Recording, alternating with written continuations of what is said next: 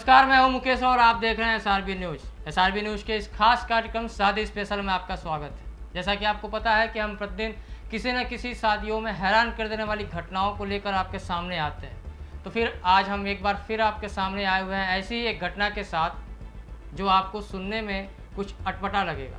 उत्तर प्रदेश के बदायूं में एक हैरान कर देने वाला मामला सामने आया है, जहां पर एक शख्स का आरोप है कि बिना तलाक के ही उसकी पत्नी ने उसके पिता से शादी कर ली और उसके छोटे भाई को अकेला छोड़ दिया।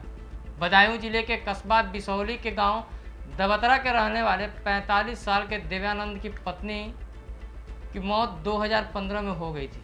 उस समय देवानंद की उम्र करीब 39 साल थी। देवानंद को उसके परिजनों ने सुझाव दिया कि वो दूसरी शादी कर अपना घर बसा ले, लेकिन देवानंद ने उस समय अपने 15 वर्षीय पुत्र सुमित की शादी का फैसला लिया और साल 2016 में शादी करा दी।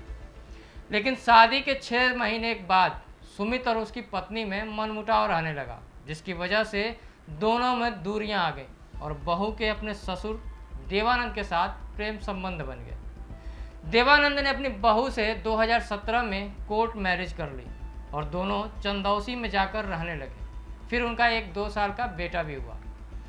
बेटे सुमित को शराब और जुए की लत थी।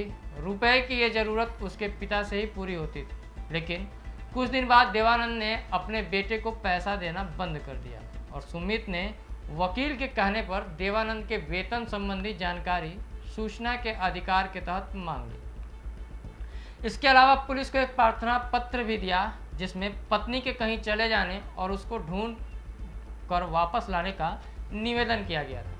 मामले की जांच करते हुए महिला पुलिस ने देवानंद और उसके बेटे सुमित को बुलाया। थाने में सुमित अपने परवरिश और खर्चे की मांग करने लगा और दोनों में जमकर विवाद होने लगा। इसके बाद पंचायत हुई और लड़की ने अपने ससुर के साथ शादी करने के बाद उसके साथ ही रहने की हामी भरी। वहीं सुमित अपनी परवरिश के साथ छोटे भाई की देखरेख की जिम्मेदारी पिता देवानंद को उठाने के लिए कहा। दोनों के बीच अभी विवाद खत्म नहीं हुआ है। इस मामले पर वरिष्ठ पुलिस अधीक्षक संकल्प शर्मा ने बताया कि पुलिस को एक प्रार्थना पत्र प्राप्त हुआ था, जिसमें सुमित नाम के शख्स ने किसी पुराने प्रार्थना पत्र पर क्या एक्शन लिया गया है उसका विवरण मांगा था। तो जैसा कि आपने देखा कि कम उम्र में शादी होने के बाद जो लड़का था देवानंद का, वो अपनी शादी का सबूत पेश नहीं कर पाया, जिसके वजह से उसको उसका हक नहीं मिला।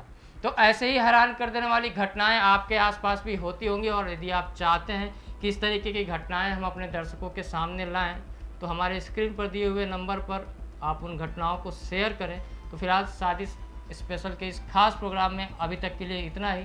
मुझे दीजिए इजाज़त। नमस्कार।